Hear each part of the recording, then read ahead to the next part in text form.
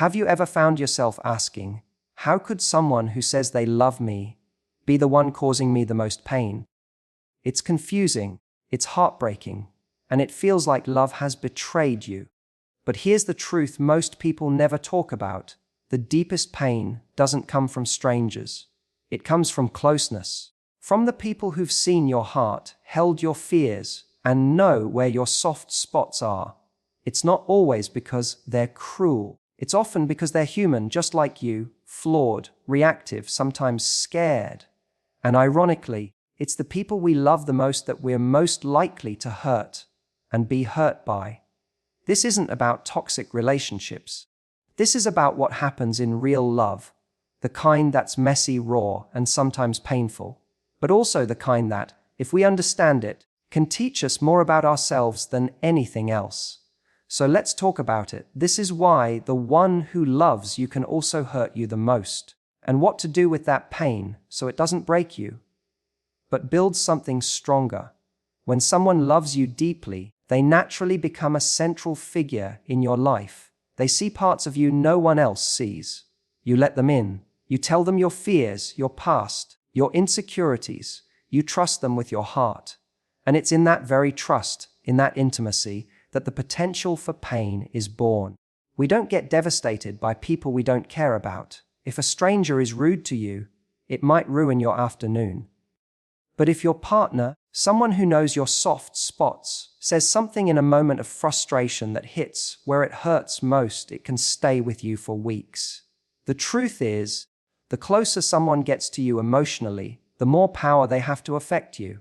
And this is what makes love so beautiful and so terrifying, because when we allow someone into our lives, we are silently handing them a kind of emotional weapon, not intentionally, of course, but we give them access. We show them the map of our soul, and if they're not careful, even a casual misstep can feel like betrayal. Sometimes it's not even the big things that hurt the most. It's the little things, the missed call when you really needed them, the dismissive comment that brushed over something important to you, the way they looked away instead of holding your gaze when you felt vulnerable. These things don't cut deep because they're dramatic. They cut deep because they come from someone who knows better. Or at least, you believed they did. There's a unique kind of pain that comes from being hurt by someone you've given your heart to. Not because they're trying to be cruel, but because love makes you emotionally naked. There's no armor in real love. There's no pretending not to care. So when something goes wrong, when they mess up, it doesn't just sting, it disorients you. You question whether the love is real, whether you're safe, whether you are foolish to believe in it. And then there's the layer of disappointment. Because we expect more from people we love, we hold them to a higher standard, not out of entitlement, but out of hope. We want them to be the exception. We want to believe that with them, we're finally seen, finally understood. So when they let us down, it isn't just the hurt, it's the heartbreak of realizing they're human too, that they can be careless, reactive, or unaware, that they can, unintentionally, become the source of the very pain they promised to protect us from. But this doesn't mean love is doomed to hurt us. It just means that love involves risk. Emotional proximity comes with consequences. You can't have deep connection without vulnerability, and you can't have vulnerability without the possibility of pain. This is the emotional paradox of love. The very thing that brings us joy can also bring us pain, not because love is wrong, but because people are imperfect. The important thing is not to shut down or become guarded, but to understand this truth and learn how to navigate it. Hurt in love isn't always a sign something is broken. Sometimes it's a sign that something needs attention, that a boundary has to be reset, that communication needs to deepen, that healing from past wounds is still in progress. Because when we realize that pain isn't always the enemy, it can become a tool for building stronger, more conscious, and more compassionate relationships. We often believe that the hurt we feel in relationships is caused by what someone did or didn't do. But more often than not, it's not just the action, it's the expectation we placed on that person before they even acted. In love, expectations are quiet, invisible forces that shape how we interpret everything. We expect our partner to know what we need, to show up in a certain way, to meet unspoken emotional standards. And when they fall short, not even intentionally, it can feel like a betrayal because we've already constructed a story in our minds about how they should behave. Think about how many arguments don't actually start with what happened. They start with what someone thought was supposed to happen. You expected them to call when they got home. You expected them to remember a date that mattered to you. You expected them to pick up on your mood without you having to say anything. And when they didn't, it wasn't just disappointing. It hurt. But the question is, did they actually break a promise, or did they just not meet an expectation you never voiced? Expectations are tricky because in love, they often come from a deep emotional place. They're not just about logic. They're about what we associate with love. If we grew up feeling that love meant someone pays attention to your needs before you say them, then when a partner doesn't do that, it doesn't feel like a neutral mistake. It feels like a lack of love. You don't just get frustrated, you feel rejected, unseen, not prioritized. And this is where the pain starts to form, not in the actual event, but in the meaning we attach to it. We also tend to romanticize love in a way that makes disappointment inevitable. We imagine that the right person will instinctively know how to support us, never let us down, always be emotionally available. But no one, no matter how much they love you, can fulfill every single emotional expectation you carry, especially the ones you haven't clearly expressed. And because expectations are so often silent, we walk around feeling disappointed and hurt, without ever realizing we set the bar in a place the other person didn't even know existed. The people closest to us hurt us the most because we hold them to the highest standard. And ironically, we often don't extend them the grace we offer strangers. If a coworker forgets your birthday, you might shrug it off. But if your partner forgets, it feels personal. If your friend takes a few hours to text back, you get over it. But if it's someone you love, suddenly it feels like neglect. We interpret their actions, or inactions, through a lens shaped by how much we've invested in them emotionally. That investment creates a silent contract in our minds. Because I love you and give you so much, I expect you to never let me down. But the truth is, people will let you down, not because they don't care, but because they're human. They're busy. They miss cues. They make mistakes. And unless those mistakes are rooted in genuine disrespect or disregard, most of the pain isn't about their intention. It's about our interpretation. If we want to suffer less in love, we have to get honest about our expectations. We have to ask ourselves, did I clearly express what I needed? Or did I just assume they should know? Am I expecting them to fill a role no one can consistently fill? Am I punishing them for not meeting a standard I haven't even articulated? Love doesn't mean someone will never hurt you, but a lot of the hurt can be softened or even prevented when we stop expecting perfection and start communicating clearly. When we trade silent disappointment for open dialogue, and when we realize that even in deep love, the only way to meet each other's needs is by being real, not ideal. When we first fall in love with someone, we often show up as our best selves. We're patient, thoughtful, generous with our words, and careful with our tone. We make an effort to listen, to understand, and to protect the other person's feelings. But as time passes, and we grow more comfortable, something subtle begins to happen. The very closeness that once made us kind and considerate can begin to make us careless. We stop being intentional. We stop filtering our reactions. And in the process, we sometimes end up treating the person we love with less courtesy than we'd give a stranger. It's not always malicious. It's not usually intentional. But when someone becomes familiar, when they become part of your everyday life, you stop trying as hard. You don't bite your tongue the way you would with a colleague. You don't hold back your irritation the way you would in public. You don't worry as much about how your words land, because on some level, you assume the relationship is solid enough to absorb the blow. That assumption is dangerous. We tend to believe that love means we don't have to be on our best behavior all the time. And to some degree, that's true. Love should be a space where you can be real, where you don't have to perform. But there's a fine line between authenticity and emotional laziness, between your honesty and being unkind. And when we stop treating our partner with the same respect we give people we barely know, we create little tears in the fabric of trust. Ironically, the people we love the most are the ones we often speak to the harshest.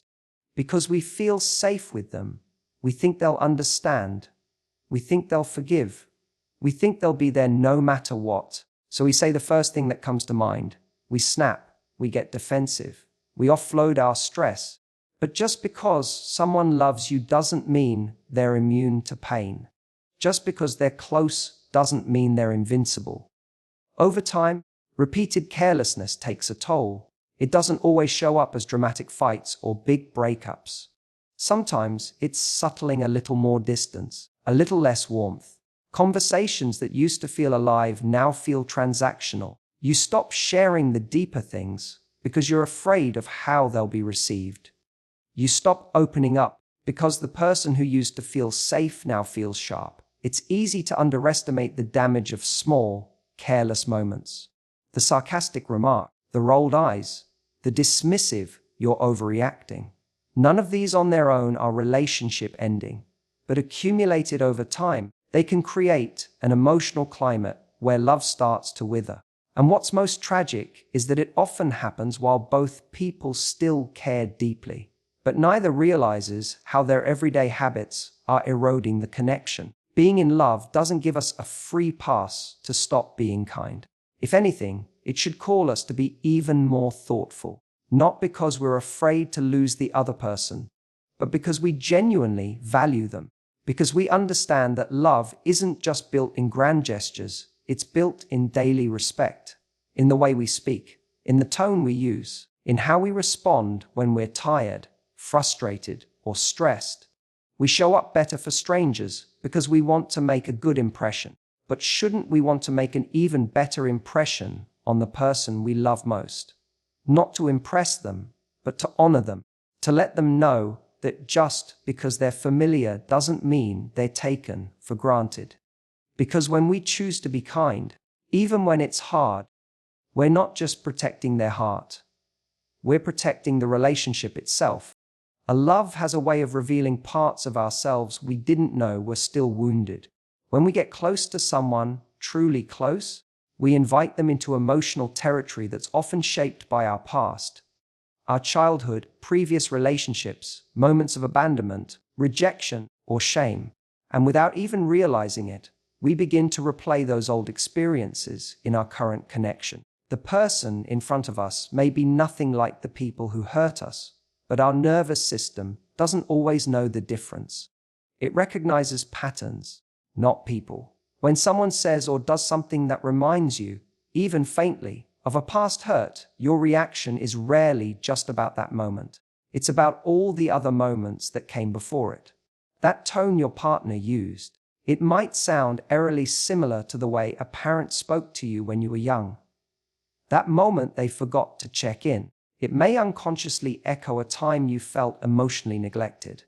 And without any awareness of this link, you suddenly find yourself overreacting, not because the current offense is massive, but because it's tapping into something much older, much deeper. This is one of the most misunderstood dynamics in relationships. We think the person we love is the problem, when really they've unknowingly stepped on a landmine we never disarmed.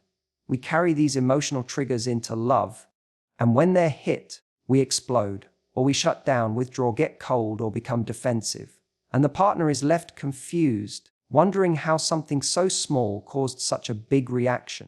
It's not that we choose to hurt each other. It's that we get caught in old survival patterns. If you grew up learning that love wasn't consistent, you might become hypervigilant when someone pulls away, even slightly. You might interpret a busy day as emotional abandonment. If you learn to suppress your needs because expressing them led to rejection, you might now lash out when your partner doesn't anticipate what you're feeling. These aren't conscious choices, they're reflexes formed in response to past pain. The tragedy is that the person you're with may genuinely care about you. They may be trying their best. But if they're being held responsible for wounds they didn't create, the relationship becomes a battlefield rather than a safe haven. And the more this happens, the more both people feel unseen and misunderstood. One partner feels they're always walking on eggshells, and the other feels like their pain is never truly recognized. This is why self-awareness is so crucial in love. It's not enough to know what your partner did that hurt you. You have to be willing to ask yourself, what does this remind me of? What's the deeper fear behind my reaction? When you start doing that, you begin to separate your current relationship from your history. You stop projecting old pain onto a new person. You start having adult conversations instead of childlike reactions. Healing in a relationship doesn't mean never getting triggered. It means learning how to recognize your triggers, own them, and communicate them without blame. It means saying, when that happened, it brought up an old fear I've carried for a long time. Instead of, you always make me feel this way. That shift is powerful. It turns conflict into connection. It allows your partner to truly see you, and more importantly, it gives you a chance to see yourself. Ultimately, intimacy isn't just about knowing someone else. It's about allowing someone else to know you, wounds and all. And when you start showing up with that kind of honesty and vulnerability, you give the relationship a real chance. Not just to survive, but to become a space where both of you can heal and grow. In relationships, one of the most common sources of pain isn't what's said, but what's not said. When needs go unspoken, they don't disappear, they build up. Over time, that build-up turns into frustration, resentment, distance, or even emotional explosions that seem to come out of nowhere. Most people don't enter a relationship trying to hurt their partner. The problem is, we were never really taught how to communicate what we feel, what we need, or what we fear in a way that leads to deeper connection instead of conflict. Instead, we rely on assumptions. We assume our partner should just know what we need. We assume if they loved us enough, they'd pick up on our body language, our moods, our silence. But the truth is, even someone who loves you deeply cannot read your mind. They might be intuitive, but they're not you. They haven't lived your experiences. They don't hear the same inner dialogue you do. So when you expect them to needs you've never clearly communicated, you're setting both of you up for disappointment. And when those needs aren't met, whether it's the need to feel heard, appreciated, supported, desired, it doesn't just feel like a small miss. It starts to feel like rejection. That pain gets internalized, and instead of saying, "Hey, I've been feeling unseen lately," we say nothing. Or worse, we start acting out. We become passive-aggressive, distant, snappy, or overly critical. We don't say, "I need more affection from you." Instead, we say, "You never make me feel special anymore." One is vulnerable and constructive. The other is helpful and creates defensiveness. Communication breakdown is rarely about big blow-ups. It's usually about the slow erosion of emotional safety. When one or both people no longer feel like they can say what's really going on without being met with judgment, dismissal, or conflict. So we shut down, we protect ourselves, but protection turns into disconnection. And before we know it, we're in a relationship where we're technically together, but emotionally miles apart. The hardest part about this is that many people genuinely don't know how to express what they need because they've never been encouraged to do so. Maybe in past relationships or growing up, they were told their needs were too much, too sensitive, too demanding. So now, instead of asking directly, they hint, they hoped. And when that doesn't work, they lash out. The result, the other person feels attacked, confused, or not good enough. When really, all that's happening is a lack of clear emotional communication. Learning to express your needs is a skill, and it's one of the most loving things you can do in a relationship. Not just for yourself, but for your partner. Because when you share honestly, You give them a chance to show up for you in the way you need. You're not making them guess. You're not turning your pain into punishment. You're saying, "This matters to me, and I trust you enough to be honest about it." Of course, this takes courage.